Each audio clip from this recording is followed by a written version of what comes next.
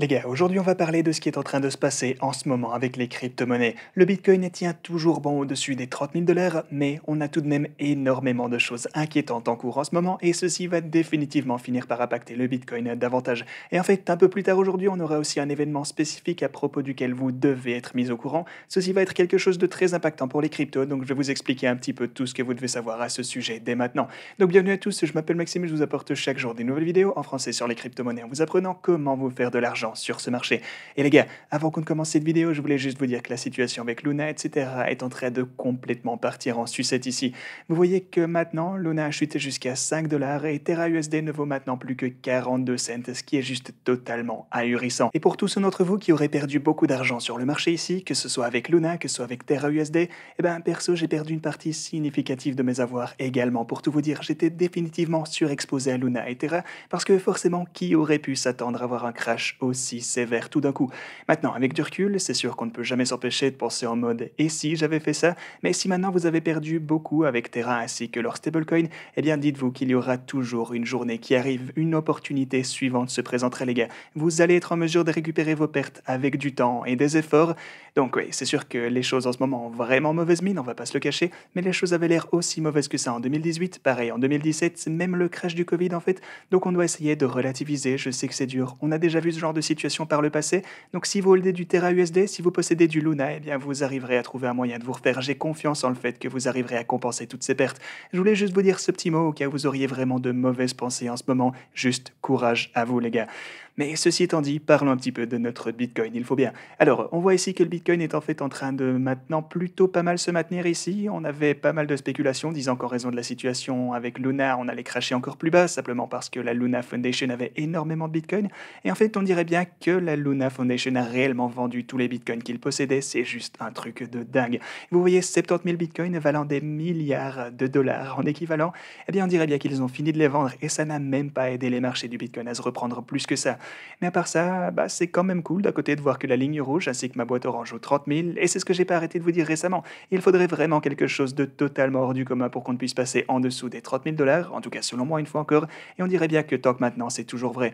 Maintenant, sur notre graphe au plus long terme ici sur l'intervalle hebdomadaire, vous pouvez voir qu'on se trouve en dessous de la ligne rouge, et je vous disais aussi que ça allait le plus probablement nécessiter un événement de type Black Swan pour qu'on ne passe en dessous de support, exactement comme vous avez pu le voir précédemment, et oui, effectivement, là on peut dire qu'on a un événement Black Swan en ce moment avec tout ce drama autour de Luna. Donc, bah oui, c'est juste encore une fois un truc de fou. Et le truc en plus, c'est que les marchés traditionnels sont en train d'assister à une petite remontée de leur côté, mais on a aussi un énorme événement qui va arriver plus tard aujourd'hui, et il s'agit du rapport de l'indice des prix à la consommation qui va être publié.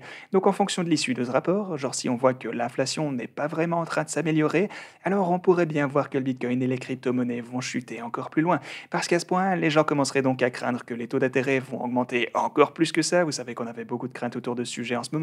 Mais par contre, si à la place on nous dit que l'inflation est plutôt en train de lentement baisser, et ce serait cool, eh bien alors on supposerait qu'ils vont lâcher un peu de lest sur les taux d'intérêt, donc il s'agit définitivement de quelque chose qu'on va vouloir surveiller aujourd'hui. Finalement, je voulais vous donner une nouvelle mise à jour sur tout ce qui concerne Luna. Comme vous le voyez, 5 dollars sur Luna, Terra USD est à 44 cents maintenant, et le fondateur, donc Do Kwon, nous disait qu'il allait mettre en place un plan de sauvetage pour Luna, mais ça fait presque une journée qu'il a dit ça maintenant et plus de nouvelles. Donc, eh ben ouais, on n'a toujours aucune news de ce côté, et pendant ce temps, le prix ne s'est jamais arrêté de dégringoler.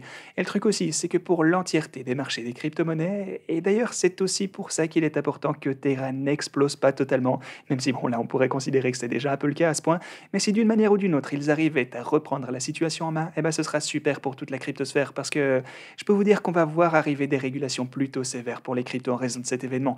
Ils vont sûrement, et je veux dire les régulateurs, ils vont pointer ce truc du doigt, ils vont venir dire qu'ils doivent régler la situation en vous disant que genre les cryptos sont dangereuses, ce qui n'est pas totalement faux en soi, mais quoi qu'il en soit, ils vont tenter d'utiliser cette situation pour raffermir les régulations. Et ceci va probablement faire reculer les marchés des cryptos pendant un certain moment selon moi. Alors que je pensais qu'on pourrait simplement latéraliser pendant un petit moment encore avant de remonter, eh bien ceci renforce encore plus cette hypothèse et je pense vraiment que peu de bonnes choses vont arriver sur le court terme honnêtement. C'est juste qu'énormément de gens avaient leurs économies en Terra USD pour farmer les stablecoins. Tout le monde pensait que c'était assez sûr, pas vrai? Pas mal de gens avaient énormément d'argent sur Terra et ces personnes, certainement, en tout cas pour la plupart, vont refuser de s'y risquer une fois encore. Mais comme je vous le disais au début de la vidéo, si vous arrivez à encaisser la situation, eh bien peu importe ce qui va se passer, vous aurez de nouvelles opportunités dans les cryptos à l'avenir. Mais oui, je comprends aussi qu'il y a certaines personnes qui ne vont probablement plus jamais vouloir toucher aux crypto-monnaies en raison de tout ça. C'est vraiment malheureux qu'on se le dise, on aura sûrement perdu une bonne partie de la communauté, en tout cas c'est ce que je pense. Quoi qu'il en soit, on verra bien quand ça va se tasser, peut-être, et j'espère avoir tort, mais ouais, selon moi, s'ils n'arrivent pas à stabiliser la situation de leur stablecoin, eh bien je pense que cet événement nous renvoie assez loin en arrière pour le développement de la communauté des crypto-monnaies. Même si bien sûr tout va continuer de croître au fil du temps, ne vous y méprenez pas, ça va simplement être plus lent que ça n'aurait pu l'être, et c'est dommage.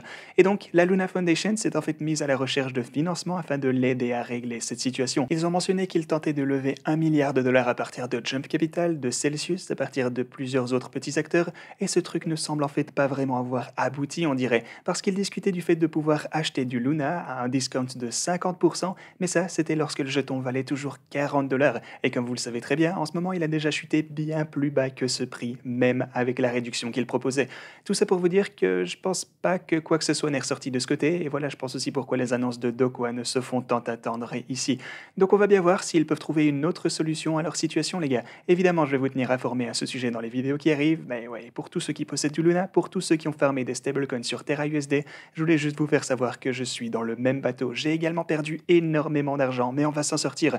J'ai aussi perdu beaucoup d'argent en 2018, aussi durant le crash du Covid, durant plusieurs événements majeurs sur les marchés des cryptos, et je suis toujours là. Donc vous aussi, vous allez être en mesure de vous en remettre si vous vous accrochez, que vous faites vos recherches et... bah ouais, simplement soyez à l'affût des prochaines opportunités.